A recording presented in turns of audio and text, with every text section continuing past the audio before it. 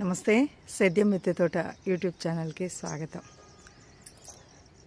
మిద్దె తోటలో మనం పెద్ద పెద్ద కుండీల దగ్గర లోపల అంతర్ పంటగా కొన్ని పంటలు అయితే వేస్తుంటాం.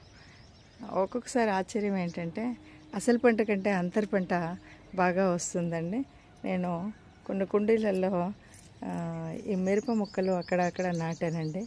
అవి ఎంత బ్రహ్మాండంగా వచ్చాయంటే నిజంగా ప్రతి కొమ్మకు కూడా పెద్ద చక్కగా నిండుగా మిరప మొక్కలైతే వచ్చాయి. ఎట్లాగా ఒక్కొక్క కుండీ కాకుండా చాలా కుండీలలో వేశాను. ప్రతి కుండీలో కూడా యాక్చువల్గా ఇది బిర్యానీ ఆకు ప్లాంట్. దీంట్లో నేను ఈ పక్కకు కుండీ ఖాళీగా ఉంది కదా అని ఈ మిర్చి వేసానండి. చూడండి, ఒక్కొక్క దాంట్లో నేను రెండు మొక్కలు అయితే పెట్టాను. సో ఈ రెండు మొక్కలు చూడండి, చెట్టు నిండా ఈ మిరప.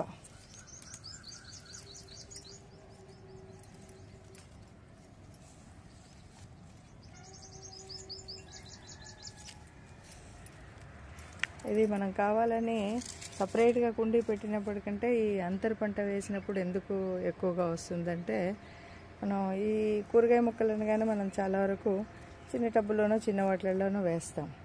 కానీ పెద్ద మొక్క అనగానే దానికి కాస్త పెద్ద కుండి వేస్తాం. ఇందులో మనం ఎప్పుడైతే ఈ అంతర్ పంట ఏదైనా వేసామనుకోండి చక్కగా నిండుగా వస్తాయండి. అయితే ఒకట్లేండి, ఏదేమైనా సరే వాటికి కావలసినటువంటి పోషకాలు, ఎరువు అయితే తప్పనిసరిగా లిక్విడ్ ఫెర్టిలైజరా ఏదో ఒకటైతే మనం తప్పనిసరిగా వేయాలి.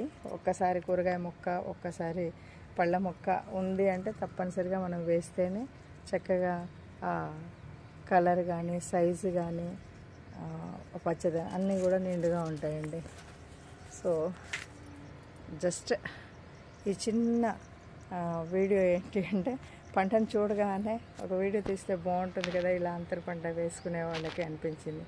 అంతకుమించి ఇందులో స్పెషల్ ఏం లేదు. అందరూ వేసుకునేదే, అందరూ కాయించేదే. జస్ట్ నాకు అనిపించింది కాబట్టి చిన్నగా ఈ వీడియో తీసానండి, గుర్తులుగా కనిపిస్తున్నటువంటి ఈ కాయల్ని.